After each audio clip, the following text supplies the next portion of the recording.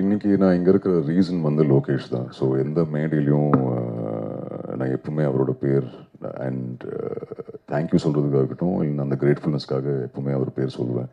ஏன்னா I think கைதியிலேருந்து தான் இன்னும் எல்லாருக்குமே அந்த நான் இருக்கேன் தெரிய வந்தது. அதுக்கப்புறம் திருப்பி மாஸ்டரில் இந்த சான்ஸ் கொடுத்தாரு. அண்ட் இப்போ ரீசெண்ட்லி அஃப்கோர்ஸ் விக்ரம், அண்ட் இப்போ ரீசெண்ட்லி எல்சியூக்கு ஒரு ஷார்ட் ஃபிலிமில் வேறு கூப்பிட்டுருந்தாரு. ஸோ அதனால தான் லோகேஷ் அவர் ஃபேமிலி.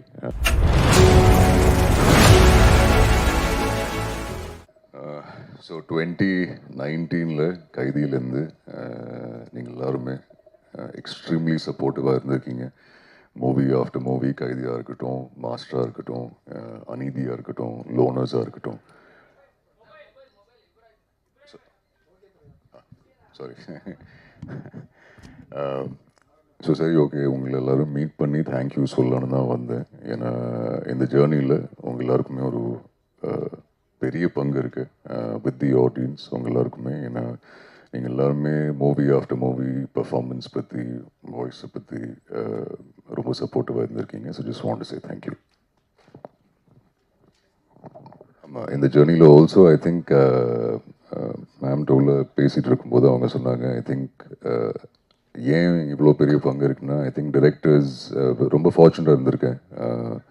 சம் ஃபேண்டாஸ்டிக் டிரெக்டர்ஸோட ஒர்க் பண்ணுறது. லோகேஷ் சாராக இருக்கட்டும், ஹலிதாவாக இருக்கட்டும், வசந்த பாலன் சாராக இருக்கட்டும், சாந்தகுமார் சாராக இருக்கட்டும், மதுமிதாவாக இருக்கட்டும், எல்லாரோடையும் ஒர்க் பண்ண இந்த சான்ஸ் கிடச்சிருக்கு. ஸோ அதுக்கும் big thank you to all the directors and producers and to all of you. ஏன்னா ஐம் ஷோர் டிரெக்டர்ஸ், ப்ரொடியூசர்ஸ் உங்கள் ஃபீட்பேக் பார்த்து தான் என்ன காஸ்ட் பண்ணுறாங்க. And big thank you to the audience as well. So thank you. பொதுவாக வந்து ஹீரோயினை பற்றி தான் காசிப் வரும். நீங்கள் வில்லன் நடிகராக இருந்து இப்போ கதையின் நாயகனாக மாறி இருக்கீங்க. உங்களை வந்து கொஞ்ச நாளைக்கு முன்னாடி ஐஸ்வர்யா லட்சுமியோட சேர்த்து காசிப் வந்தது. அது அவங்களும் மறுத்தாங்க, நீங்களும் மறுத்தீங்க. ஆமாம். இப்போ எந்த நிலைமையில் இருக்கீங்க? உங்கள் கல்யாணத்தை பற்றியும் சொல்லிவிடுங்க. கல்யாணம் இல்லை சார், இப்போதைக்கு இல்லை. அந்த ரிலேஷன்ஷிப் தொடருதா இல்லை வந்து அதை வெறும் நட்பு மட்டும்தானா? இல்லை, அவங்க ரொம்ப க்ளோஸ் ஃப்ரெண்ட்ஸ் சார். ஒரு படம் டிஸ்கஷன் மூலியமாக நம்ம மீட் பண்ணோம், ஒரு ஃபோட்டோ கிளிக் பண்ணோம். பட் அன்ஃபார்ச்சுனேட்லி அது எல்லாருமே ரொம்ப தப்பாக புரிஞ்சிட்டாங்க. பட் இல்லை, அவங்க ரொம்ப நல்ல ஃப்ரெண்டு. அண்ட் அது அவங்களும் கிளாரிஃபை பண்ணிட்டாங்க. நான் நிறைய மேடையில் கிளாரிஃபை பண்ணேன், நிறைய இன்டர்வியூலையும் கிளாரிஃபை பண்ணிட்டேன். Just a very good friend sir. Okay. But happily single sir. கல்யாணம் இப்போதைக்கு இல்லை சார். அர்ஜுன் சார், லோகேஷ் கனகராஜ் படம்னா கண்டிப்பாக நீங்கள் இருப்பீங்க. இந்த கூலி படத்தில் நீங்கள் இருக்கீங்களா? அட்வான்ஸாக சில கூலியாக தங்க கட்டிக்கிட்டு வாங்கிட்டீங்களா இல்லையா? சார் லியோவில் நான் இல்லையே சார். ஸோ கூலி இல்லை. லோகேஷ் சரோட அந்த அவர் ஃபேமிலி. ஸோ நார்மலாக முன்னாடியே டிஸ்கஸ் பண்ண மாட்டார். ஐ திங்க் ஷூட்டிங் ஒரு நாள் முன்னாடி தான் கூப்பிடுவார். இது வரைக்கும் கூப்பிடல. ஆனால் அவர் எப்போ கூப்பிட்டாலும் கண்டிப்பாக நான் இருப்பேன் சார். ஸோ இது வரைக்கும் இல்லை, எதுவும் சொல்லலை சார். சார், அப்கமிங் ப்ராஜெக்ட் என்ன போய்கிட்டு இருக்கு? நெக்ஸ்ட் மூவி சார் விஷால் வெங்கட்டோட படம் முடிஞ்சிச்சு. இன்னும் போஸ்ட் ப்ரொடக்ஷன் ஒர்க் போயிட்டுருக்கு. ஒரு மலையாளம் படம் ஆரம்பிக்க போகுது, ரசவாதி ரிலீஸ் ஆக போகுது. ஓஜி இன்னும் ஷூட் முடியல சார், அந்த ஷூட்டும் இருக்குது. தமிழில் இன்னும் கொஞ்சம் படங்கள் இருக்குது, அது ப்ரொடக்ஷன்லேருந்து அனௌன்ஸ். தமிழ் மட்டும் இல்லாமல் நார்த் சைடு போயிட்டீங்களா? இல்லை, ஒரு ஹிந்தி படம் முடிச்சிருக்கேன், அது இன்னும் ரிலீஸ் ஆகலை. மதுமிதான்னு சொல்லி ஒரு தமிழ் டைரக்டர், அவங்க ஒரு படம் எடுத்திருக்காங்க ஹிந்தியில். அங்கமாலி டைரிஸோட அடாப்டேஷன் அது. ஸோ அது இன்னும் ரிலீஸ் ஆகலை. பட் ஆமாம், ஹிந்தியில் அந்த ஒரு படம் தான் சார் பண்ணேன். மலையாளம் சார்? மலையாளம் அக்டோபரில் ஆரம்பிக்கும் சார் ஷூட். அது இன்னும் ஆரம்பிக்கல. மலையாளம் ஃபேன்ஸ் நிறையா இருக்காங்க உங்களுக்கு? தெரில சார், நான் ரொம்ப கிரேட்ஃபுல் டு தேம். பட் அவங்களுக்காக ஒரு படம் பண்ணுறேன். ஸோ நீங்கள் பார்த்து சொல்லுங்கள். அக்டோபரில் ஷூட் ஆரம்பிக்குது சார். ஸோ ஆமாம் சார், ஓஜி பவன் கல்யாண் சாரோட ஒரு படம் பண்ணுறேன். அது இன்னும் ஷூட் முடியல சார். ஷூட் இன்னும் பேலன்ஸ் இருக்குது. ஸோ அதுவும் எஸ் வெயிட்டிங், அதுக்கும் waiting. Sorry ma'am.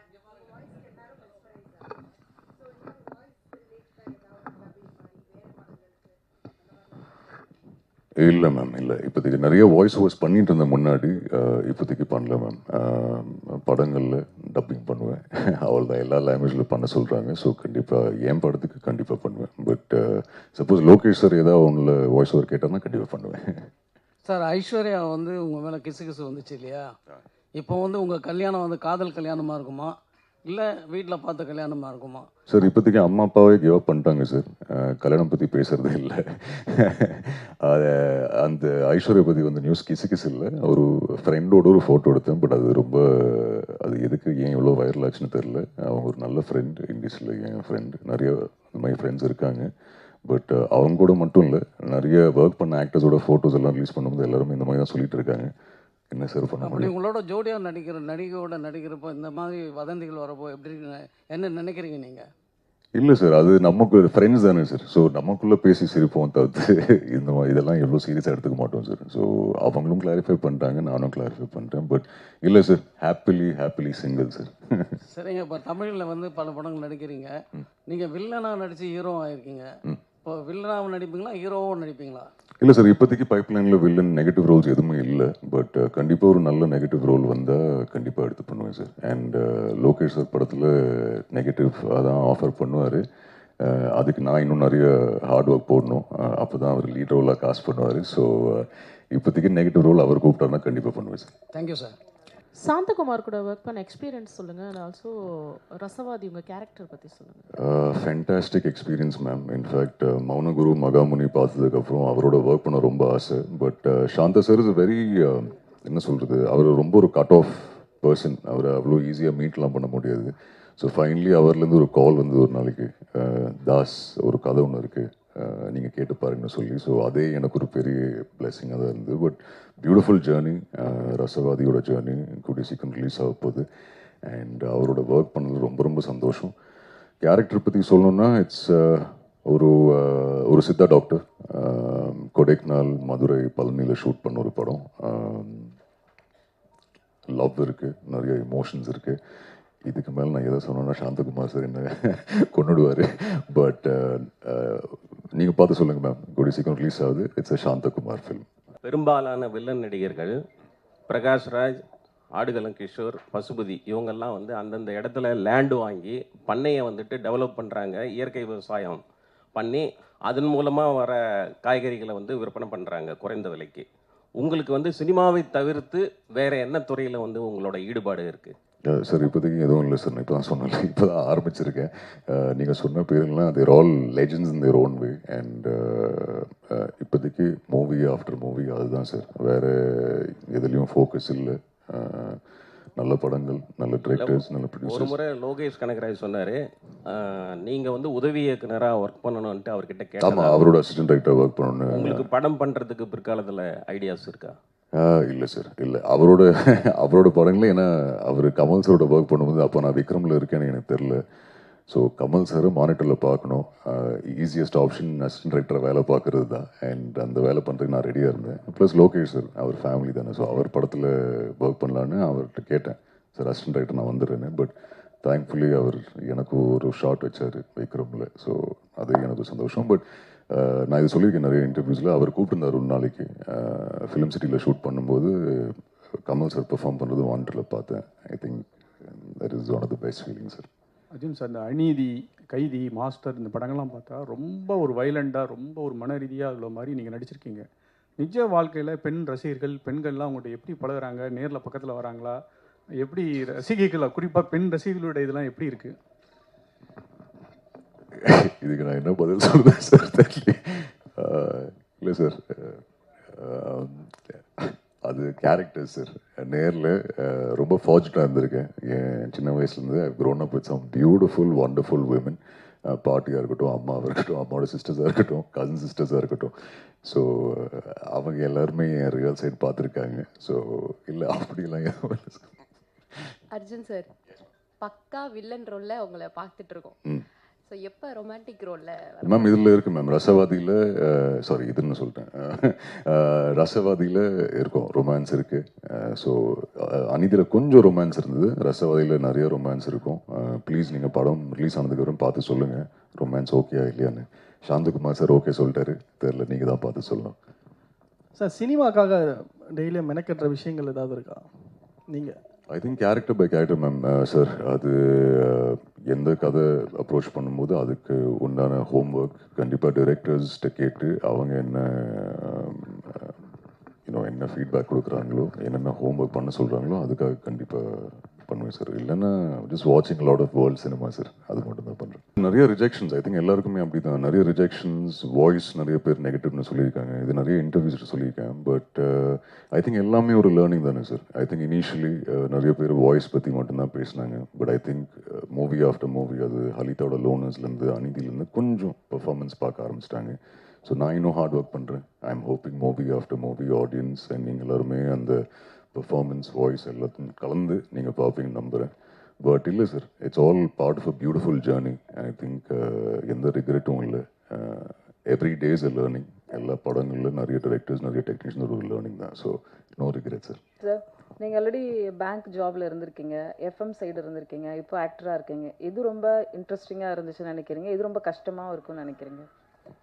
I think எல்லாமே ரொம்ப ரொம்ப ஹாப்பியாக தான் பண்ணேன். பட் த ஹாப்பியஸ்ட் ஃபீலிங் எனக்கு ஷூட் பண்ணுறது தான் மேம். ஐ திங்க் ஆக்டராக இருக்கிறது தான் ஐம் வெரி வெரி ஹாப்பி. காலையில் ஒரு கதை கேட்குறதா இருக்கட்டும், இல்லைன்னா ஷூட்டிங் ஸ்பாட்டில் இருக்கிறதா இருக்கட்டும், I think I'm very happy being part of movies. ஏன் நீங்கள் நிறைய படங்கள் பண்ணுறதுல ஒன்லி ஸ்கிரிப்ட் சூஸ் பண்ணி தான் பண்ணுறீங்களா, இல்லை வர்ற படங்களை நமக்கு எது செட் ஆகும்னு நினைக்கிறீங்களா? எதனால இவ்வளோ ரொம்ப கம்மியான படங்கள் பண்ணுறீங்க? இல்லை மேம், நான் ஒரு படம் தான் ஒரு டைமுக்கு ஒரு படம் தான் பண்ணுறேன். பட் நான் எதுவுமே அப்படி பெருசாக செலக்ட் பண்ணல. அது வரைக்கும் ஐ பீன் வெரி ஃபார்ச்சுனேட். நிறைய நல்ல டிரெக்டர்ஸ் என்ன செலக்ட் பண்ணியிருக்காங்க. ஸோ அவங்களோட படங்கள் இப்படி பண்ணி முடிச்சுட்டு வந்துட்டு இருக்கேன். பட் இருக்குது, ஐ திங்க் லாஸ்ட் இயர் ஃபுல்லாக ஷூட் மட்டும் தான் பண்ணிட்டு இருந்தேன்.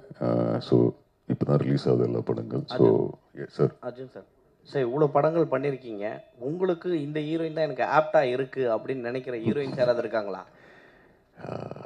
இல்லை சார், நிறைய ஃபென்டாஸ்டிக் ஹீரோயின்ஸோட ஒர்க் பண்ணியிருக்கேன். இன்ஃபேக்ட் லோகேஷ் சார் படத்தில் அன்ஃபார்ச்சுனேட்லி ஹீரோயின்ஸ் அவர் ஆஃபர் பண்ண மாட்டார். பட் இல்லை, துஷாரோட ஒர்க் பண்ணியிருக்கேன். இந்த படத்தில் டானியா, ரேஷ்மாவோட ஒர்க் பண்ணியிருக்கேன். சிவாத்மிகாவோட ஒர்க் பண்ணி முடித்தேன். ஸோ லிஜோமோலோட ஒர்க் பண்ணேன். All of them very nice actors sir. அவங்களோட ஒர்க் பண்ணல ரொம்ப சந்தோஷம். ஹோப்ஃபுல்லி அவங்க எல்லாரோடையும் மறுபடியும் கொலாபரேட் பண்ண ஐ பி ஹாப்பி சார். இல்லை அதாவது உங்களுக்கு இந்த ஹீரோயினோட ஒர்க் பண்ணணும்னு கேட்டார். அவங்க யாராவது உங்கள் கூட ஒர்க் பண்ணதில் ரொம்ப ஹாப்பியாக இருக்கும் அப்படின்னு உங்கள்கிட்ட சொன்னாங்களா? ஏன்னா நீங்கள் சொல்ல விரும்பல, அதனால தான் இப்படி கேட்குறேன். இல்லை, அது எல்லாருமே ஃப்ரெண்ட்ஸ் தான் சார். ஸோ அவங்க ஹாப்பியாக தான் இருப்பாங்கன்னு நம்புகிறேன். தெரில, அது நீங்கள் அவங்கள்ட்ட கேட்டு பாருங்க சார். இல்லை, இந்த வாய்ஸை பார்த்தா எனக்கே ஒரு மாதிரி ஏன் சார் அவ்வளோ இதுவாக இருக்குது. அதுக்காக சொன்னேன். என்ன சார்? ஆமாம்மா சொன்னாங்க சார்.